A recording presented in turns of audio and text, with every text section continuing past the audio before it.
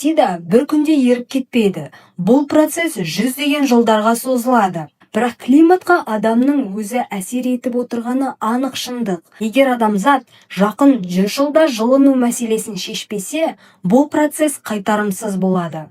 Зерттеушілердің айтуынша, Арктикада да өсімдіктердің көбеюі байқалып отыр. Ал 2021 жылы Гренландия мұз қабатына тарихта алғаш рет жаңбыр жауған. 1986 және 2021 жылдардағы спутниктік суреттерді салыстыру нәтижесінде жасыл аумақтардың едәуір артқаны анық байқалады. Ғалымдардың мәліметінше, өсімдік көмкерілген жер көлемі 12 есе ұлғайып, ал 2016 жылдан бастап жасылдану деңгейі 30%-ға дейін жеткен.